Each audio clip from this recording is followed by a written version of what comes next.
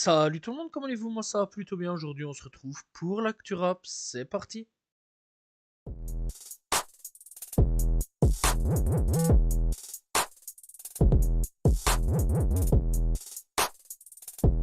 La Mano est sortie de prison. Voilà, donc pour ceux qui veulent savoir, on rappelle donc que la Mano a été arrêtée à Lyon. On n'en sait pas plus du pourquoi, du comment, en fait. On connaît pas trop le pourquoi du comment il a été arrêté. Mais bon, il a été arrêté donc le 16 août à Lyon. Et il est sorti donc ce 17 août. Donc voilà, on espère bien sûr que tout va bien. En tout cas, il en a profité pour faire un TikTok devant le commissariat au calme avec le titre de Gims et de la Mano. Donc voilà, et à mon avis, bah, devrait sûrement revenir très prochainement en musique. Le label de Jul, Doré Platine, renouvelle leur partenariat avec l'Olympique de Marseille. Voilà, donc Doré Platine continue à donc être sponsor de Marseille.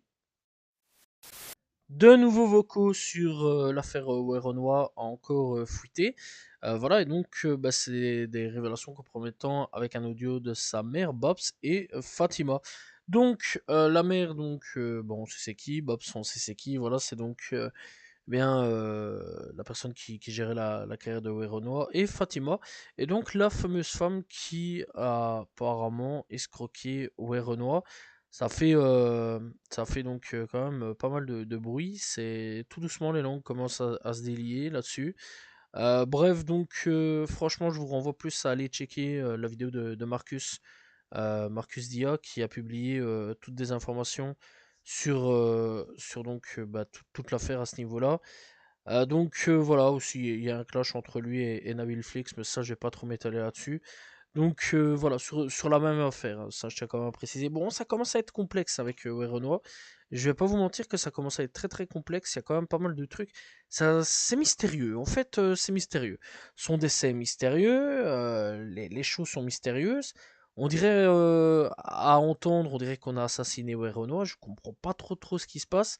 Voilà, et la vérité commence à éclater de plus en plus. Hâte de voir un petit peu ce qui va se passer dans le futur. Gims égale un record avec Johnny Hallyday sur son dernier album.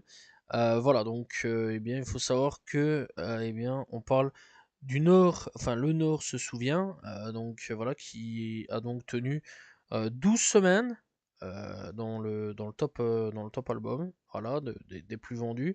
Et donc pour Johnny, eh bien, c'était né pour briller. Voilà, donc c'est quand même plutôt cool. Et bah franchement, ouais, Gims a quand même bien pété à ce niveau-là. Voilà, c'est quand même plutôt cool à ce niveau-là. Et hâte de voir un petit peu ce que ça a donné, le futur de Gims, s'il va péter d'autres records. À voir, j'imagine que oui. Bah franchement, je trouve quand même ça plutôt cool comme info pour Gims. C'est Few qui est nul autre que eh bien, le président du FC Bobigny 9-3 s'en prend donc à la FFF pour la montée en national. Donc il dit nous sommes soumis au règlement de la FFF. La rétrogradation d'Ajaccio en N1 a été actée le 7 août, soit une vingtaine de jours après la date du 17 juillet, qui ne devait pas être dépassée selon le règlement. On a vu donc le club de Boulogne obtenir son repêchage la semaine du redémarrage de la Ligue 2, ce qui veut dire que la fédération est assez agile. On pensait pouvoir en bénéficier aussi. Donc voilà, il n'a pas su bénéficier de tout ça. Il dit donc que la FFF veut mettre en place un fonctionnement autonome, indépendant, avec ses propres règles, son propre comité, mais elle n'est pas en mesure de faire valoir la justice. Si tu veux te constituer comité indépendant, il faut instituer des règles et les respecter. La question qu'on se pose, c'est quel est le jugement de la FFF et des instances du foot quant au club de banlieue. On se rend compte que le traitement réservé aux clubs amateurs et aux clubs semi-pro, voire pro, comme Boulogne, n'est pas le même. Ils sont sûrement intervenus dans les instances. On a eu un rôle, même si leur montée est méritée. On ne veut pas à Ajaccio ni à Boulogne sur mer, mais on veut que justice soit faite. Voilà, et donc il demande un petit peu les avis, etc. Sur tout ça. Il demande un petit peu du soutien aussi. Et bah voilà quoi, dites-moi ce que vous pensez un petit peu de tout ça. Et franchement, ça fait plaisir un petit peu d'avoir des news de Sefiu. Voilà, ça faisait longtemps. Pour ceux qui connaissent pas, c'est un gros rappeur. N'hésitez pas à les découvrir si vous ne connaissez pas.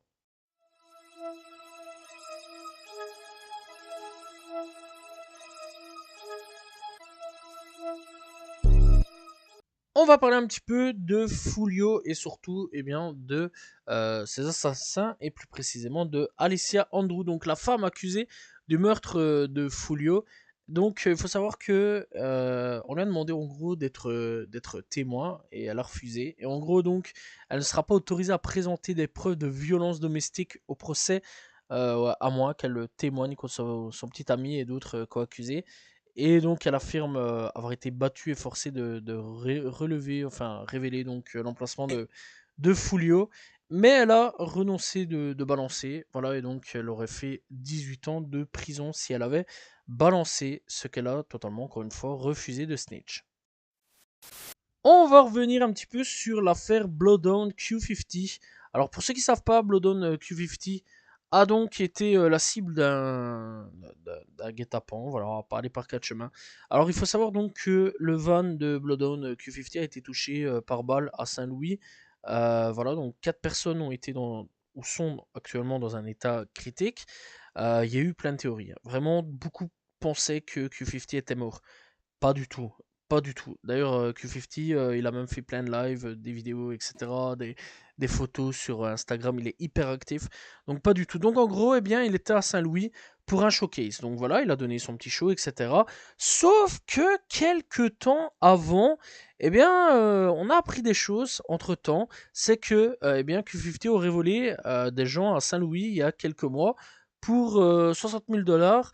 Voilà, et donc il faut savoir que en plus de ça, eh bien CTS Louick et Real Houdini se sont attaqués à Q50, donc voilà, et apparemment ils se sont attribués la responsabilité aussi d'avoir tiré sur Q50 à Saint-Louis. Et donc il faut savoir en gros que eh bien Louick et Q50 s'étaient disputés sur les réseaux sociaux quelques semaines plus tôt. Et donc, eh bien, le fait est que après le show, donc ils auraient suivi Q50 et auraient tiré sur Q50. Mais ça va. Résultat des choses, c'est que Q50 va plutôt bien. Par contre, il y a quand même 4 personnes qui sont quand même méchamment blessées et qui sont quand même en état critique. Donc voilà, et c'est vrai quand même que pas mal de gens paniquaient, se posaient la question est-ce que Q50 est vivant ou non. La réponse est oui, et il va plutôt bien. Skrilla a été arrêté à Philadelphie. Donc il faut savoir donc qu'il a été arrêté après un incident impliquant un pistolet factice lors d'un tournage d'un clip vidéo. Alors la police était sur place. Vraiment ça c'est con. Vraiment faire un clip, se promener avec un pistolet fictif, etc. Et donc dans le quartier de Kensington à Philadelphie, lorsque l'incident donc s'est produit. Voilà, donc le policier donc était de l'autre côté de la route, ils l'ont appelé, il est allé de lui-même, donc à mon avis, il devrait sortir assez vite à ce niveau-là.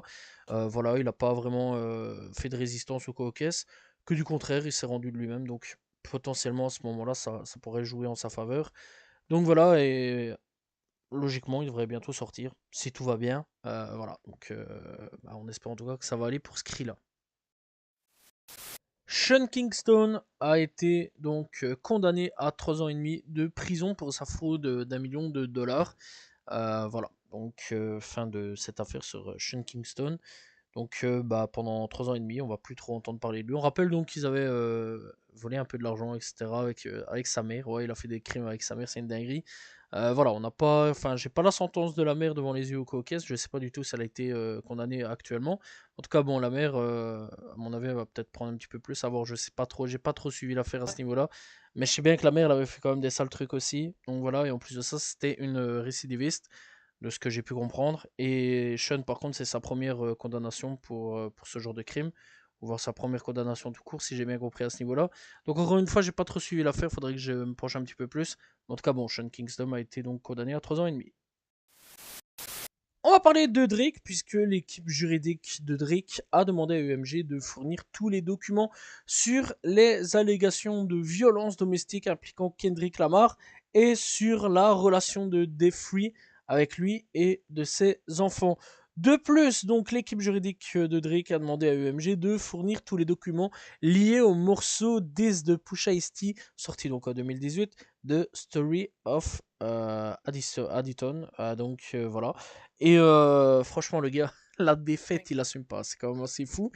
Et depuis, bah, il y a pas mal de gens qui l'ont de nouveau critiqué, hein, Drake. Voilà, il se fait encore une fois insulter de salles, voilà, on va pas dire les termes, mais bon, voilà, quand il y a plein de gens qui ont dit que c'était un fou, voilà, il y a plein de gens qui ont dit comme quoi que bah, le gars c'était une tâche pour le rap, etc., qu'il avait aucun honneur. Vraiment, Twitter s'est enflammé, Instagram s'est enflammé, ça a été une dinguerie, du côté US comme du côté français. Ah, il y a plein de gens vraiment qui ont incendié Drake. Vraiment, le gars, il a pas réglé ses problèmes en clash, il règle ses problèmes au tribunal. C'est quand même une dinguerie. C'est un clash, ça devrait se faire en musique, ça s'est fait en musique. Et le gars, il a perdu avec Not Like Us et il règle tout au tribunal. C'est comme une dinguerie. Et vraiment, ah là, vraiment, c'est plus une défaite. Là, c'est pire que ça, encore une fois. Vraiment, là, il est en train de creuser son trou, Drake. C'est quand même une grosse dinguerie. Bon, après, voilà, quoi, force à lui, mais c'est quand même une grosse dinguerie d'aller jusqu'au tribunal pour un clash.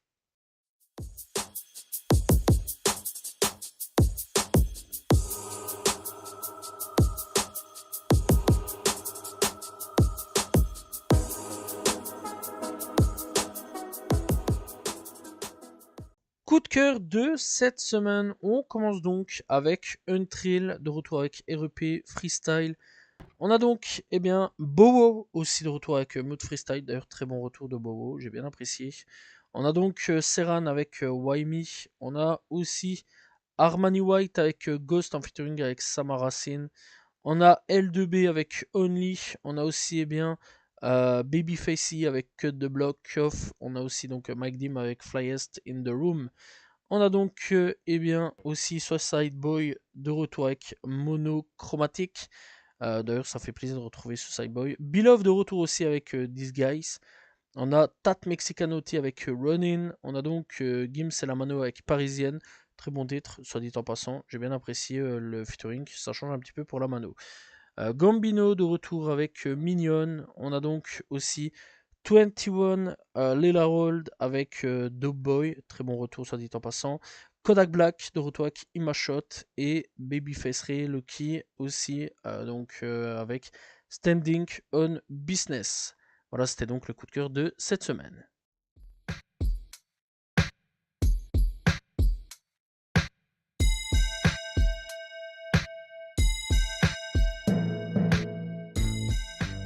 Découverte du jour, on va parler de Deforeign Sloan qui vient tout droit de Philly, Philadelphie donc tout simplement. Et donc il faut savoir qu'il a déjà sorti deux projets à son actif, Full Moon et I Called Dayside, voilà, et quelques EP aussi disponibles. Personnellement, je l'ai découvert il y a 3 ans d'ici avec Swag Talk, voilà, très bon son, soit dit en passant, que j'ai beaucoup apprécié. Voilà, donc il faut savoir qu'il a fait pas mal de feats avec Tourir, avec Lay Banks, etc., etc. Donc voilà, pas mal de têtes d'affiche venues tout droit de Philly. N'hésitez pas donc à aller découvrir, très très bon artiste et qui est disponible sur toutes les plateformes de streaming.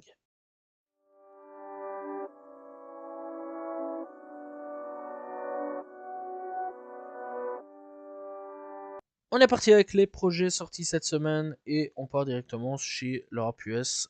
Encore une fois, pas grand chose cette semaine sur le rap français. On commence donc avec Chance de rappeur avec Starline. D'ailleurs, Chance, ça fait plaisir de le retrouver. NBA Youngboy avec Show aussi qui fait son retour. On a donc Kevin Gate de retour avec Luca Brasi 4. On a donc aussi Tat Mexicanotti avec Recess. On a aussi le retour de Rich Brian avec Where My Aid. On a aussi Rio da Young OG avec Flynn, donc Feeling Light Like I'm Not True. Voilà, très bon artiste, soit dit en passant. Si vous ne connaissez pas, n'hésitez pas à aller découvrir. Meurs de retour avec Love on Rockets. On a aussi Babyface Ray avec Codeine Cowboy. Alors j'ai pas encore écouté, mais d'après ce que j'ai pu voir sur les réseaux, ça a l'air d'être un excellent projet. Je dois l'écouter. Voilà. Bref, donc on a aussi Kakemp avec Kiss 6. On a donc Cal Banks avec Roda. On a donc aussi le retour de Zoe Osama avec Mr. Nobody, très bon artiste, si vous ne connaissez pas, n'hésitez pas à les découvrir. On a donc Matt Skill de retour avec World 4 Days Volume 1. On a aussi Zillionaire Dewey avec, on va le dire en français, ça va être plus facile, Mr. 14 Months. Voilà, très bon artiste, si vous ne connaissez pas, n'hésitez pas à les découvrir. Évidence de retour avec Unrealing volume 2. Et c'est tout donc pour les projets sortis cette semaine.